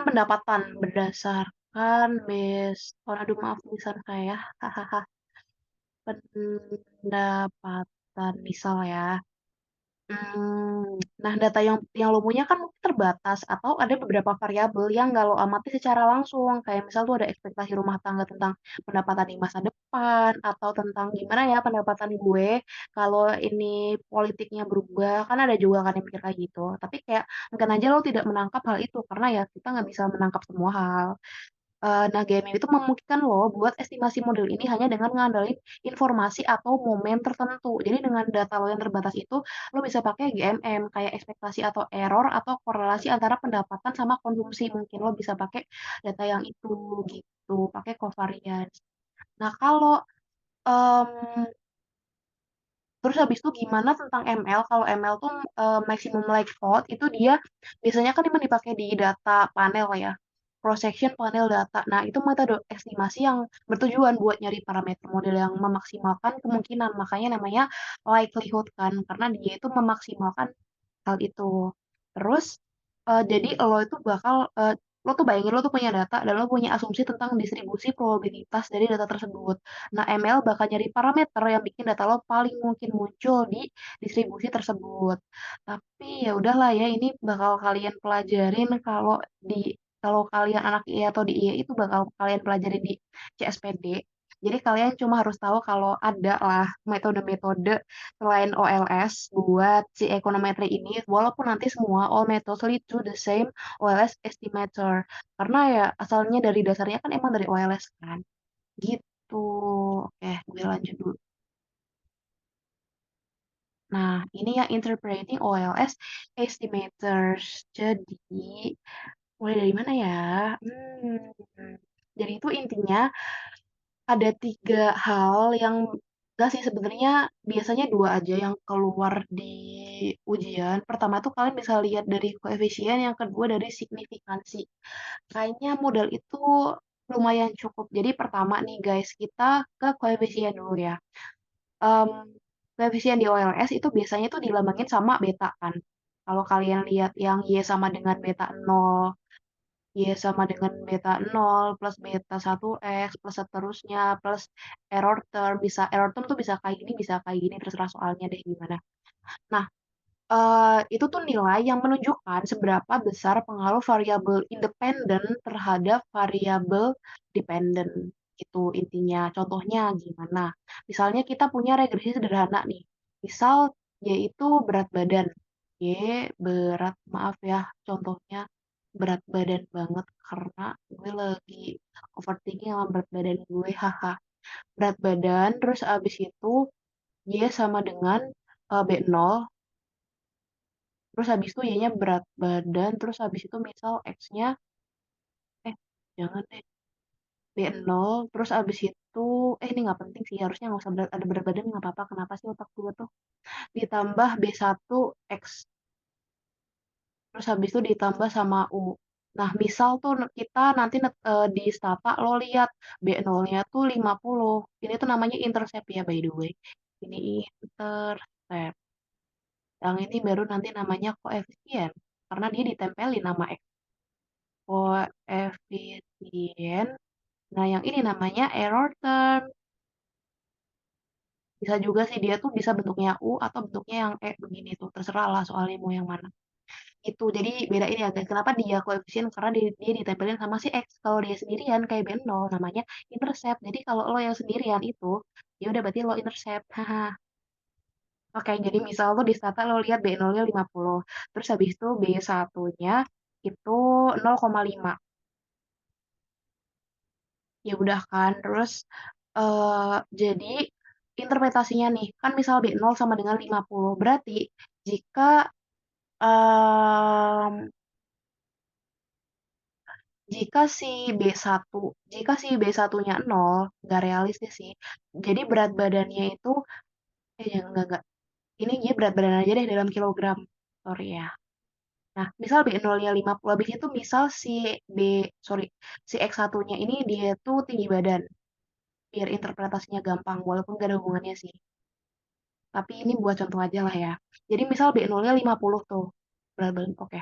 Misal B0-nya 50. Jadi jika tinggi badannya 0, maka berat badannya diprediksi itu 50 kilogram. Terus habis itu kalau misalnya B1-nya 0,5, berarti ini kan yang intercept ya kalau yang ini. Nah, tapi kalau misalnya yang di B1, yang di koefisien, jadi ini kan 0,5. Untuk setiap tambahan 1 cm tinggi badan, untuk setiap tambahan untuk setiap tambahan, karena ini tinggi badan dalam centimeter, jadi gue sertain 1 cm tinggi badan. Nah, untuk setiap tambahan 1 cm tinggi badan, berat badan akan diprediksi BB akan meningkat sebesar 0,5 kg, tapi jangan lupa kalian nge-state ceteris paribus. Itu kayak harus banget di-state, oke? Karena kalau kalian nggak nge-state disalahin. Gitu guys, kalau yang si koefisien cara ngeinterpretnya gitu. Kalau yang si intercept itu beda lagi, tapi biasanya nggak dibahas. Tapi kalian fokus ke sini aja. Jadi kayak untuk setiap tambahan satu per satu satuan si X, maka si Y itu akan meningkat sebesar sekian gitu. Terus habis itu kedua kita ke signifikansi. Nah, kalau signifikansi itu kalian bisa lihat dengan cara gampangnya tuh pakai p-value. Jadi ntar di screenshotan tuh lo cari aja yang namanya p-value tuh. Nah, ntar kalian lihat tuh antara yang pertama nih. Kalau misal p-value-nya kurang dari 0,5, kurang dari 0,05. Nah, kalau misalnya kurang dari 0,05 itu apa namanya? Lo bisa tolak hipotesis nol. Nah, kalau misal p-value itu lebih dari ini, lo bisa nggak lo bisa tidak menolak, not reject maksudnya. Gitu. Terus habis itu kalau buat residual itu intinya bentar ya. Kalau buat residual itu kan sebenarnya jarang ditanya juga sih, tapi kalian harus tahu aja itu kayak perbedaan actual sama predicted values. Terus jadinya sebenarnya kayak as simple as misal lo y-nya berapa sama y cap-nya berapa, terus ntar kayak lo selisihin gitu loh. Terus ya udah deh lo cari mana nilai yang paling besar, tapi itu jarang banget muncul. Jadi gue simplify aja, buat koefisien itu kita apa sih ngasih tahu. Jadi berapa sih perubahan Y terhadap X yang kayak tadi. Jadi makanya setiap satu unit itu bakal berubah sebanyak sekian. Nah, kalau signifikan itu lo lihat aja p-value-nya. Gitu, gitu doang sih. Buat contohnya nanti deh, soalnya nanti tuh di akhir, pokoknya tuh minggu depan kan, minggu depan tuh masih ada 2 tutor IBC. Nah, yang satu itu ngejar materi tiga pertemuan terakhir, terus pertemuan terakhir kita bakal bahas soal-soal UTS yang gue punya deh, pokoknya nanti gue bahas semua biar kalian bisa UTS-nya. Gitu. Oke, lanjut. Nah, ini kan measure of fit kan. Ini sebenarnya harusnya ada di Stata sih. Sebenarnya kayak as simple as nanti kayak apa ya? Di Stata tuh kayak ada kotakan screenshotan. Sorry, maksudnya di ujian tuh bakal ada kotakan screenshotan Stata. Ini ntar bakal ada di sebelah sini tuh biasanya ada yang p-value dan lain-lain. Terus ntar di sini tuh kayak ada kotak analis statistiknya. Nah, di sini tuh pokoknya di kotak sebelah sini bakal ada SSR, TSS tuh ntar ada semua gitu. Jadi sebenarnya ini rumusnya dan kalian tuh tinggal masukin aja angka yang ada di sini. Gitu sebenarnya. Cuma karena gue lagi tidak bisa menampilkan stata, jadi gue jelaskan aja secara konseptual. Pertama, kita mulai dari bentar, kita mulai dari standar error ya. Pertama, definisi standar error itu kayak ukuran seberapa besar atau seberapa banyak estimasi koefisien regresi dapat bervariasi dari nilai sebenarnya. Sebenarnya kayak gambarin tingkat ketidakpastian dari estimasi. Namun, maksudnya itu kenapa gimana sih? Maksudnya cuma nunjukin presisi estimasi koefisien. Jadi kayak semakin kecil standar error, kalau misalnya semakin kecil standar error, jadi dia tuh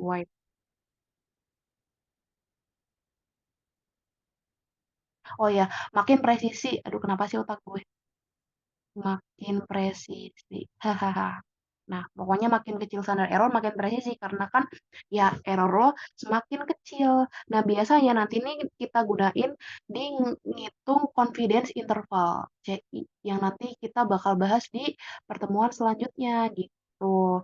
Terus habis itu rumusnya semacam ini. Makanya ini lower values indicate a better fit. Terus selanjutnya adalah R square. Nah, R square itu ukuran proporsi variasi dalam variabel dependen yang bisa dijelaskan oleh variabel independen. Jadi, ntar kan kita ada gini ya, Y sama dengan B0 ditambah B1X ditambah lalala ditambah error term. Nah, seberapa bisa sih variabel-variabel dependen ini menjelaskan si Y-nya, intinya gitu aja. Terus, dari 0, dari skala 0 sampai 1, karena kan biasanya dia kayak 0, lalala berapa ya guys. Nah, kalau misal makin tinggi value-nya, itu berarti model fit-nya itu semakin bagus. As simple as that sih, palingan gitu doang. Jadi kalian harus tahu intinya rumusnya kayak gini, tinggal dimasukin aja. Ntar bakal ada angka-angkanya. Terus abis itu kalau standar error itu berarti makin kecil standar errornya itu data lo makin presisi. Terus makin besar R square-nya berarti model lo itu semakin bagus. Apa artinya semakin bagus? Berarti variabel dependennya itu semakin bisa menjelaskan variabel independen. Gitu deh. Udah kita lanjut ke slide berikutnya. Oke, gue konklusi dikit ya. Jadi itu OLS, wait. Jadi itu pertama ada OLS estimator, measure of fit, sama prediction. Nah, kalau OLS dan masing-masing SSR itu kan emang metode yang digunakan buat cari garis regresi terbaik ya atau best fit dalam suatu model regresi linear. Tujuannya buat apa? Buat ningkatin SSR. Kenapa SSR-nya harus ditingkatin? Karena biar data lo itu semakin best fit. Gitu. Terus abis itu kalau measure of fit lo yang tadi hitung-hitungan itu lo bisa pakai standard error sama R square. Kalau standard error berarti makin kecil makin baik, berarti error lo makin berkurang. Kalau R square itu makin gede makin baik karena berarti variabel sebelah kanan nih XS-nya tuh bisa ngejelasin dia dengan baik gitu. Kalau prediction nggak penting-penting amat sih. Pokoknya intinya kan kalau prediction itu biar prediksi lo lebih dekat kan. Prediksi itu closer to actual. Makanya kalau misal ini closer, kayak prediksi lo itu mendekati actual, itu error lo atau bias lo semakin kecil. Nah, gitu aja sih, guys. Hmm, ya udah deh, kita lanjut ya ke selanjutnya, yang menurut gue lebih asyik. Oke, kita habis ini masuk ke Gauss-Markov Theory. Nah, tapi sebelumnya kita review dikit aja dulu ya, ke yang tadi nih. Tadi kan kalau di OLS kita kenal tuh yang, ya emang sih kita berangkat dari persamaan Y sama dengan B0 ditambah B1X ditambah error term. Oh ya, ingat lagi ya, kalau yang ini kan berarti variabel independen ya. Kalau yang sebelah sini yang dependen. Nah, B0 itu apa tadi? Intercept. Kalau yang B yang ada ditempel-tempelin kayak gini, berarti apa dia? Koefisien gitu. Kalau ini error term. Udah sih gitu. Terus, nah ini em, ini tuh artinya ya udah lo harus meminimalkan error lo. Minimize error. Artinya gitu doang dari persamaan itu supaya nanti lo bisa jadi best. Tuh. Nah, dengan catatan B1 rumusnya kayak gini, B2 rumusnya kayak gini, gitu kan guys. Dan ini semua kalau dirangkum, itu adalah namanya tuh OLS estimators. Tapi dalam kita mengolah OLS estimators yang bakal kita interpretasi itu, pasti kan ada data problem kan, yang tadi gue bilang ada bias, omitted variable, itu penyakit. Pokoknya ini tuh penyakit jelek, penyakit jelek. Cara gambar virus tuh gimana sih? Virus jelek yang kayak gini. Yang kayak di iklan UFO itu. Nah, virus jelek itu deh pokoknya. Nah, kita bakal pakai Gauss-Markov Theory buat memberantas si virus-virus jelek ini. itu. Jadi gue jelasin dulu ya, apa itu Gauss-Markov Theorem. Itu kayak salah satu teorema paling penting di ekonometrika yang ngejelasin tentang blue. Jadi nanti kayak apa sih tujuan kita belajar ini? Tujuannya adalah kita mau bikin persamaan yang blue. Apa itu blue? Bukan warna favorit gue, tapi ada singkatannya. Best Linear Unbiased Estimator. Best, mati, Best Linear, Linear Unbiased Estimator. Itu namanya blue, ya walaupun blue emang warna favorit gue sih, haha. Nah, jadi ini kan nanti kayak apa ya, terbaik kan, persamaan terbaik lah buat lo olah data. Nah, terbaik itu maksudnya gimana? Kita move ke slide selanjutnya, biar kita tahu.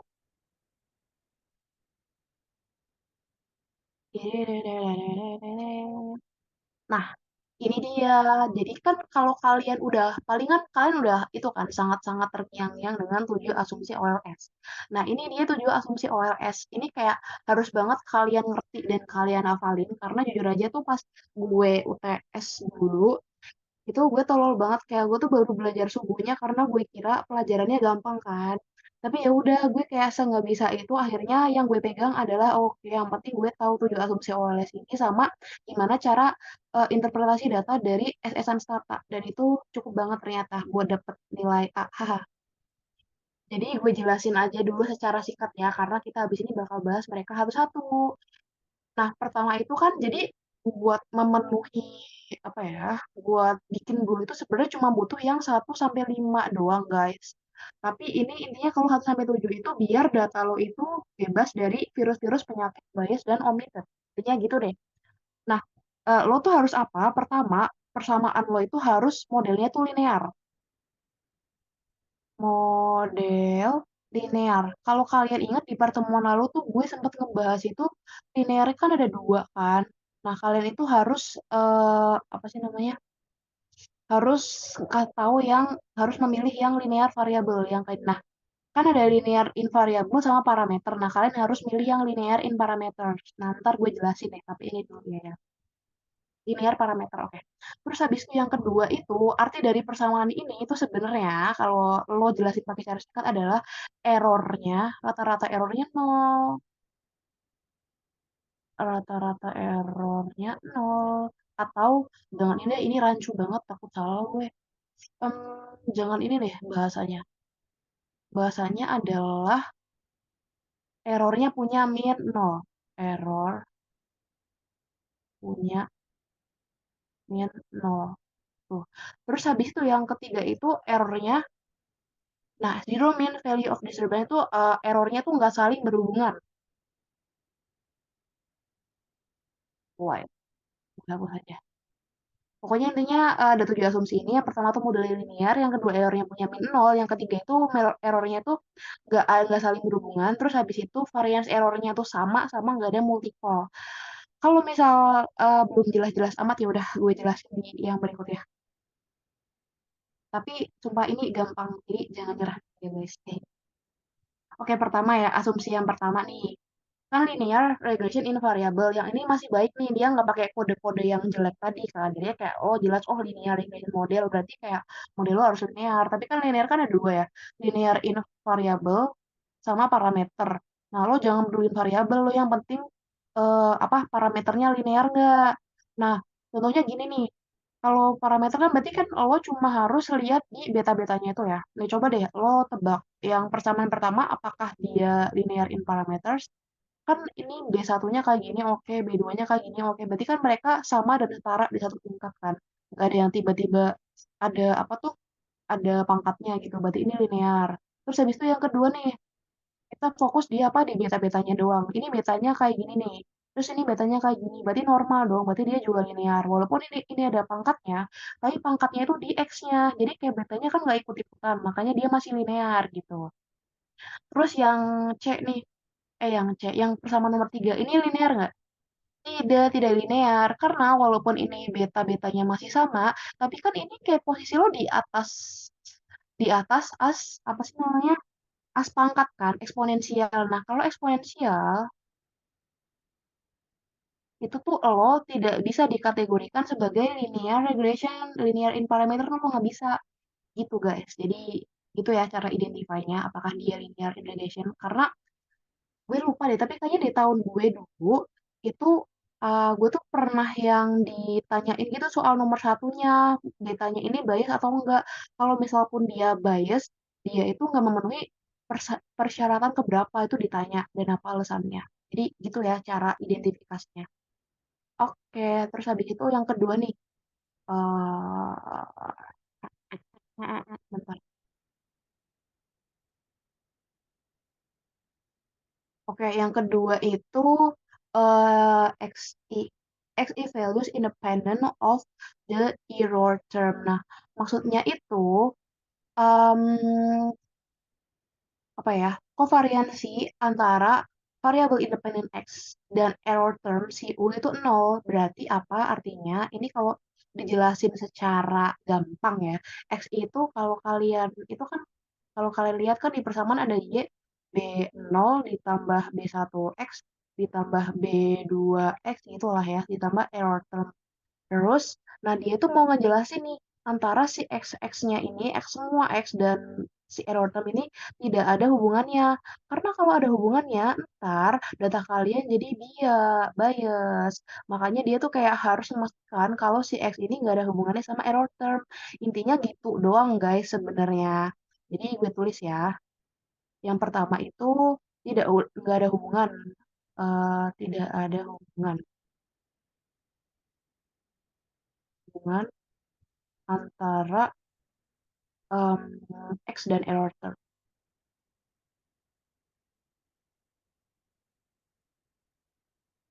Itu. Terus habis itu yang kedua syaratnya adalah error term itu merepresentasikan semua faktor yang bisa dijelaskan oleh variabel X kan. Kan karena lo nggak bisa ngejelasin semuanya di sini kayak pasti tuh ada hal-hal yang di luar kontrol lo lah. Nah, X itu dianggap tuh harus ngejelasin semua variabel itu. Makanya em, makanya itu faktor-faktor yang ada di error term tuh nggak boleh mempengaruhi X. Itu doang sebenarnya intinya. Kalau buat yang nomor dua ini. Terus habis itu yang nomor tiga nih. Zero mean value of disturbance UI.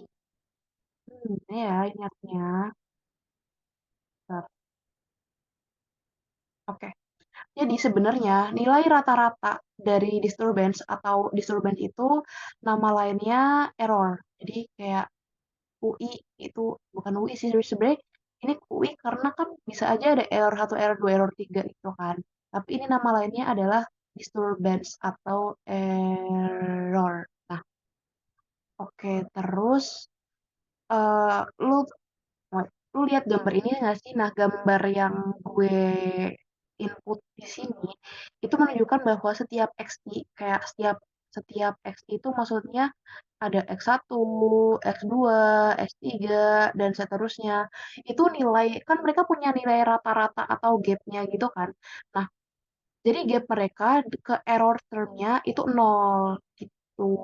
Nah, itu berarti meskipun ada variansi kesalahan positif atau negatif di sekitar garis regresi, rata-rata dari variasinya itu tetap nol. Makanya kalau persamaannya kan ini ya sebenarnya.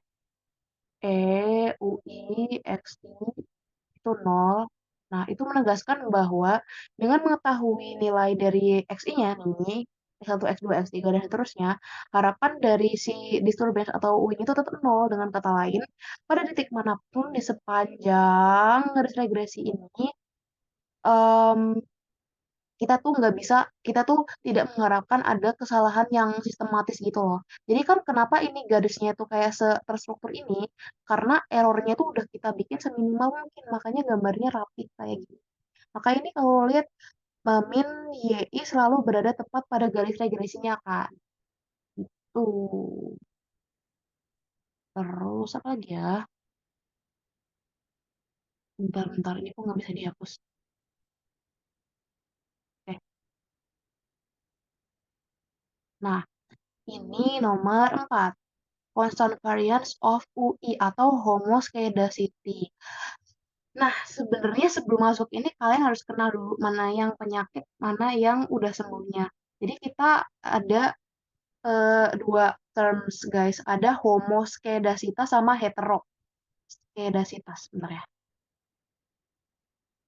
Homoskedasitas sama hetero. Nah, kita dari homo dulu. Kalau pas homoskedasitas itu, variansi atau penyebaran atau error term itu sama untuk semua nilai variabel X.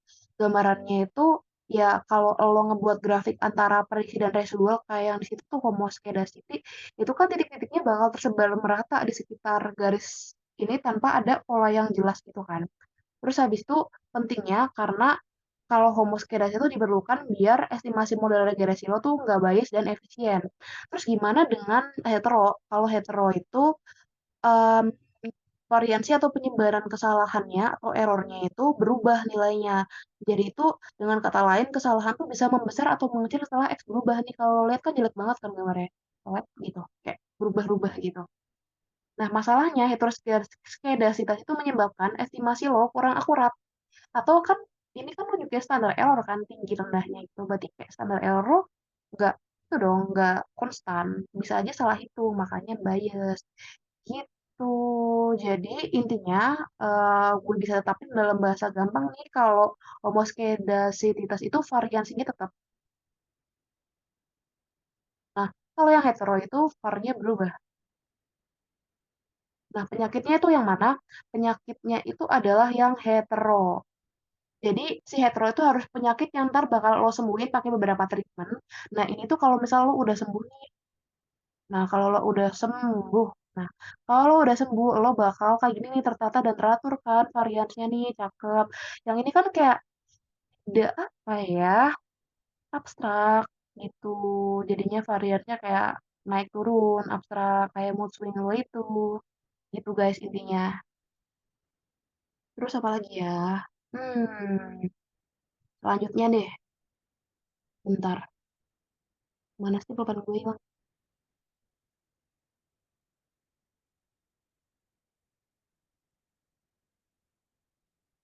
Oke. Em, yang nah ini sebenarnya ngelanjutin yang tadi sih homoskedasitas. Jadi kan yang benar itu homoskedasitas kan, tapi penyakitnya itu bernamanya itu heteroskedasitas. Tuh, kalian cuma harus tahu itu doang. Makanya ketika terjadi heteroskedasitas itu kan variansi error yang nggak konstan tuh bisa menyebabkan apa namanya masalah pada estimasi koefisien regresi kan. Nah itu ngebuat hasil regresi lo kurang dapat dipercaya. Dampaknya tuh apa? Kalau hetero, dampaknya itu standar error tuh bisa salah hitung sehingga nanti kan kalian bakal ada ini kan standar error, abis itu uji T dan yang lo lihat screenshotan Tata nanti kan bakal F-test itu kan bakal lo pakai kan. Nah, kalau misal data lo heteroskedasitas, itu nanti bakal jadi bias dan tidak akurat. Begitu intinya. Ya udah kita lanjut. Nah, selanjutnya itu ada no autocorrelation between error. Nah, gimana tuh? Itu kan hukum kelima ya dari OLS. Menyatakan yang sebenarnya ini bahasa gampangnya adalah tidak ada autokorelasi antar error.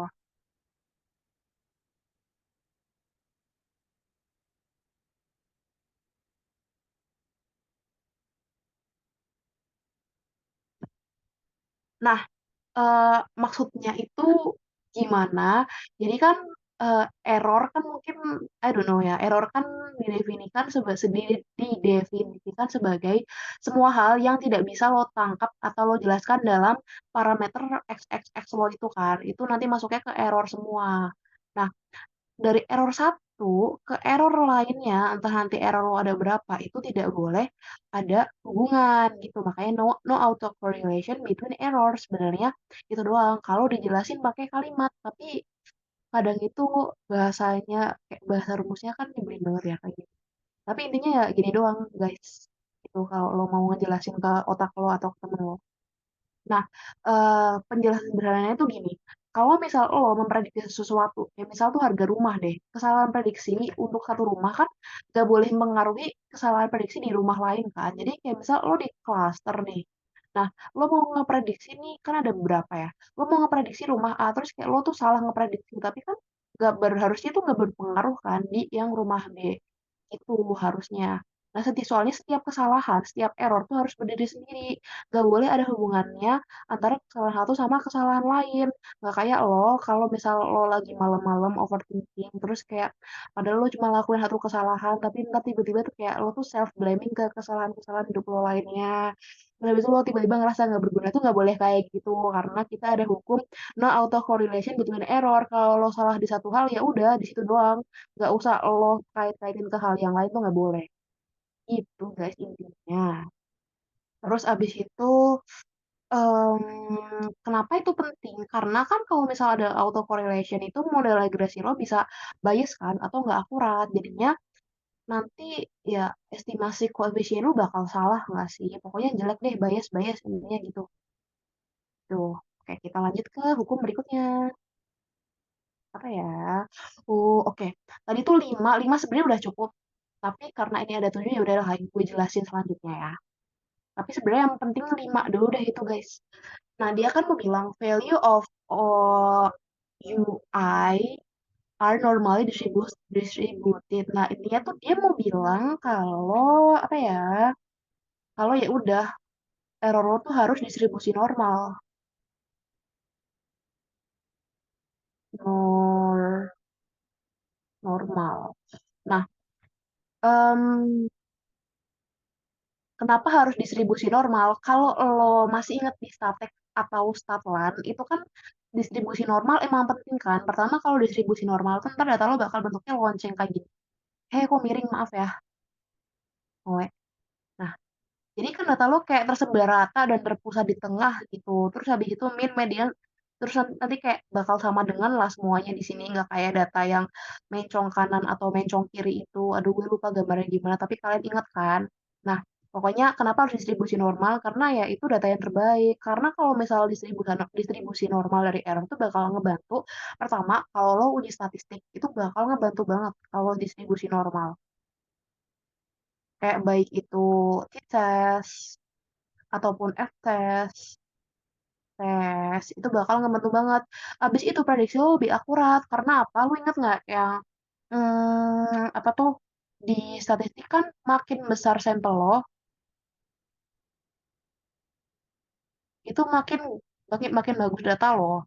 Makanya kalau misalnya di distribusi normal tuh kalau nggak salah, syaratnya adalah N lebih dari sama dengan 30. Karena ya greater sample is better, gitu. Ya gitu deh guys, intinya dia cuma mau bilang kalau ini nih ininya ya udah distribusi normal karena kalau distribusi normal tuh bagus. Gitu. Kita lanjut ke hukum-hukum berikutnya. Ada berapa hukum sih? Banyak banget. Oke, nomor 7. Hukum ketujuh adalah no perfect multicollinearity. Karena ya di dunia ini emang gak ada yang sempurna. Haha. Jadi ya udah lo tuh harus no perfect linear relationship among the explanatory variables. Terus abis itu apa ya? Jadi itu penjelasan sederhananya adalah kan misal lo punya variabel-variabel independen gitu kan yang what? Mana pulpenku hilang? Bentar guys, pulpenku hilang. Oh ya, ini udah ketemu. Haha. Misal lo punya variabel independen yang X1, sorry, X1, X2, X3 gitu-gitu kan. Nah, dia tuh nggak boleh apa sih dari X lo ini. Ih, jangan ini nah. Nah, ini nih udah ada.